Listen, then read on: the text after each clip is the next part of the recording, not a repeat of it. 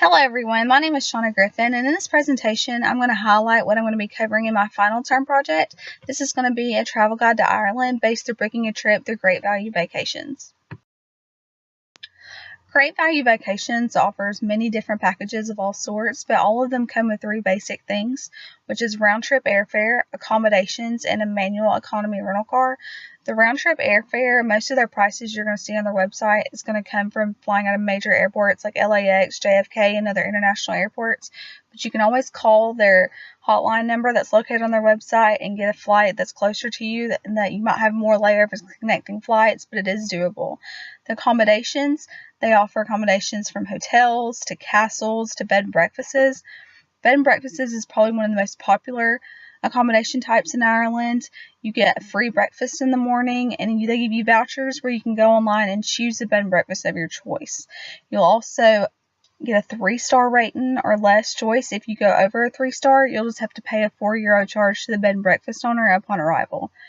The manual economy rental car, that's going to be the smallest possible car that you can get. So you need to check and see if that's going to be large enough for you as far as your luggage, your height.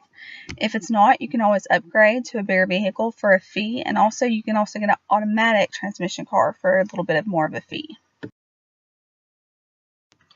As I mentioned before, Great Value Vacations offers many different packages to choose from. There's 3 things you need to consider before you decide on one, and that's the length of stay.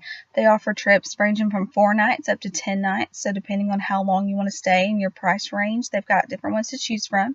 Your accommodation type, you've got the hotels, the castles, the bed and breakfasts. There's also packages if you want to stay some nights in a bed and breakfast and some nights in a hotel, or some nights in a castle and some nights in a hotel, or maybe you want to spend all of your nights in a bed and breakfast. There's different options to accommodate all different types of accommodations that people could want. The areas of interest, you need to decide if you want to stay in one vicinity. Like if you just want to stay in Dublin, which is the capital of Ireland, there's packages for that. If you want to travel just in like the southwest part of Ireland, there's packages for that. And if you stay in the bed and breakfasts, most of the time you get to choose where you want to stay, because you get to choose your own bed and breakfast. So if you want to pick one in Galway and then you want to pick one in Cork, you're just making your own route of what areas you're traveling in. Whereas if you choose a hotel package, most of them, they've got the hotels in certain areas, so you're only going to be in a certain area of Ireland. So you really need to decide on those 3 things to help you choose the package that fits you best.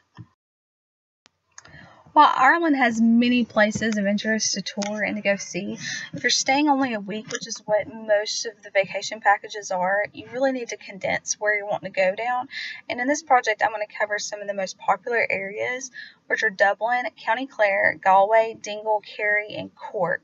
These have some of the most popular tourist attractions that have brought over 1 million visitors in 1 year, such as the Guinness Storehouse in Dublin, the Cliffs of Moher, which is in County Clare. You see that in almost every picture of an advertisement for traveling to Ireland, and it's absolutely breathtaking. In Cork, you've got Blarney Castle, which you get the gift of gab if you've heard if you kiss the Blarney Stone. And also in Cove Cork, you have Heartbreak Pier, which is where was the last port of call for the Titanic. 23 passengers boarded there, of course, not ever making it to their destination.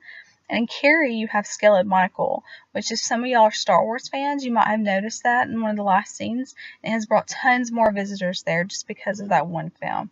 So there's tons of other things to do, but I have just a few listed here as you can see, and I will be going into more detail of those in my actual project. One of the most important things to consider on your trip to Ireland is your daily budget. I have a pie chart listed here that gives a breakdown of a general budget around €100 a day. Of course, you can go way over that if you wanted to spend more on food and souvenirs and items like that, but you can make it on €100 a day by following the prices on this chart. You can get soup and a drink at a pub somewhere for €5-6 a person, which is very doable, or you could spend as much as $30 on food for lunch. It's all up to how much you want to spend, but you can make it on €100 a day. A very important thing to note is, unlike in the US where you get refills when you buy a drink, in Ireland you're paying per drink. So if you order 3 Cokes and they're €3 a piece, well, you're spending €9 just on your drinks for that meal. So that's another thing to remember whenever you're planning your daily budget. One of the topics I'm going to be covering in my term project is general tips and advice for traveling in Ireland. Driving is an important one. You're going to drive on the left side of the road there as opposed to driving on the right like you do here in the US. Also, they don't have as many red lights. They do roundabouts. There's roundabouts everywhere.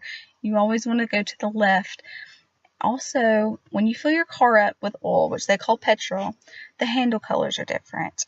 Diesel's green, petrol's black, which is different than it is here in the US. So you want to make sure you put the right one in. If you accidentally put the wrong one in, you need to push the car over to the side, don't start it, and there's people you can call to come and clean the tank. It can be expensive, but it's a lot cheaper than the repairs that will be caused by the damage.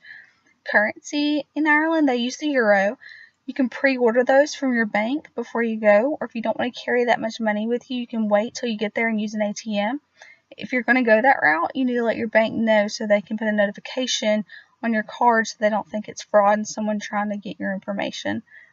Clothing, it's very windy in Ireland, it's very rainy, and it's very cold. Even in their summer months, which is the end of May to the beginning of September, the high may only get to 70 degrees. So you need to make sure you have a rain jacket, good sturdy shoes, and clothing that you can layer. It's very important. The slang in Ireland is also a lot different than it would be here. For example, if someone says something about a bungalow, they're not referring to a cute little house, off in the trees.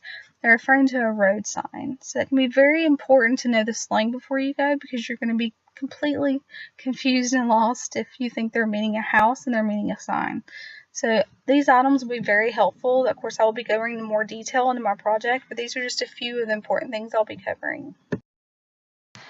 Thank y'all so much for listening to this presentation. I look forward to sharing the final term project with you all. This is a picture of the famous Close Moat here, which is also included in my final term project. I hope that the final project, going in depth in all this information, will help you choose to decide to plan a trip to Great Value Vacations and will help you in doing so.